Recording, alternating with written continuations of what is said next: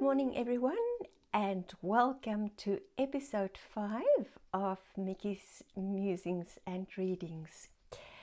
Today I have two texts that I want to share with you. The first one is from a newsletter. I'm subscribed to a newsletter of an artist that I always find what she writes very inspiring. She's a very, very soft and kind person, and she's a mixed media artist, and her name is Shawn Petite.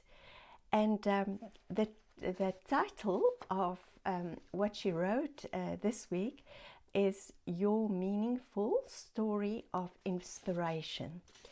So obviously this is in the context of art creation, but I think it could apply to all of us, no matter what you are doing in life. So here goes.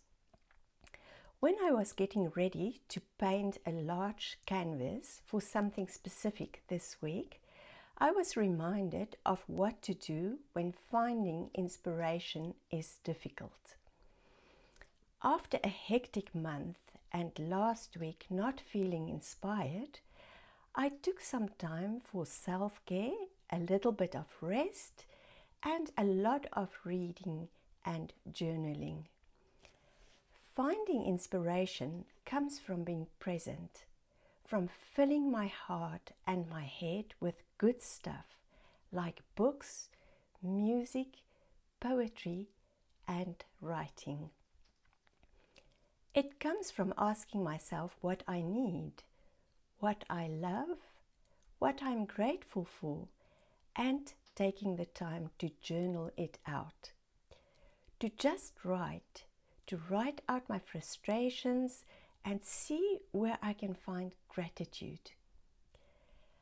I find my inspiration from seeing what's right in front of me and mentally or physically recording it. Everyday experiences or conversations are perfect for finding meaning and joy in our work. Then I take what I've written, what I love, what I'm grateful for, all those stories I take to the canvas or the journal page. When you infuse your story, your words into your work, it becomes a living thing. It becomes part of us. And then I take action. This is one of the biggest steps in finding inspiration to create with. Take action. Just do something. Even if whatever we're creating doesn't turn out the way we thought, we've grown, we've learned something, and we've taken time to connect with ourselves. I created large today, a piece just for me that will hang in my home. And it was exactly what I needed to feel. I'm going to read that again. And it was exactly what I needed to feel rejuvenated. The rest also helped. It was perfect. Okay, I hope that inspired you. And I have a second text.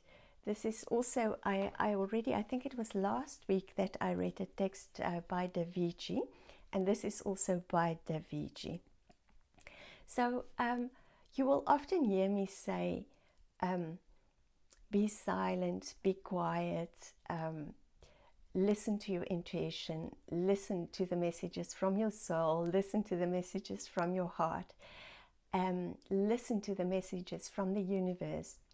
And the only way we can do that is to become still, to become quiet, to connect to ourselves. I'm a keen meditator. I meditate twice a day, and that is what works for me.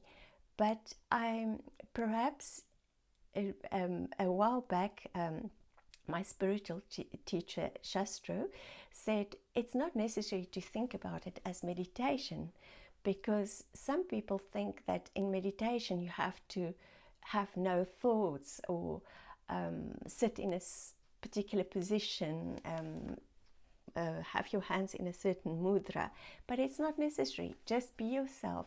Just find little moments, short moments in the day where you can just be, just to sit and see what happens, closing your eyes and see what happens, see what comes up.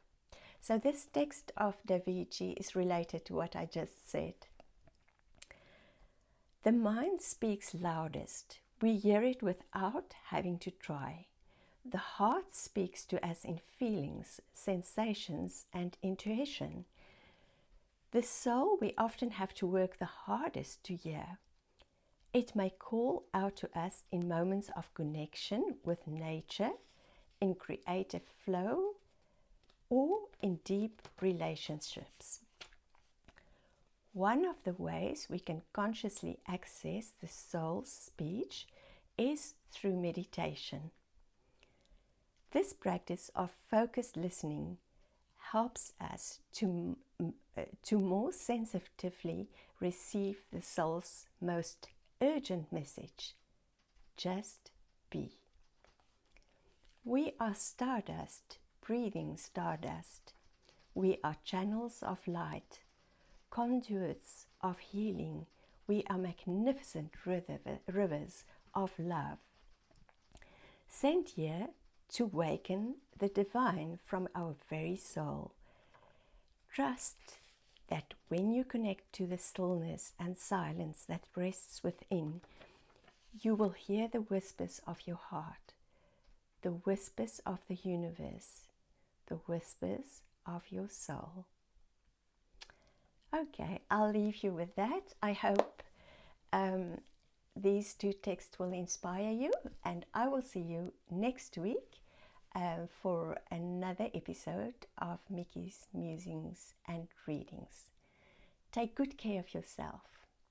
Until next week.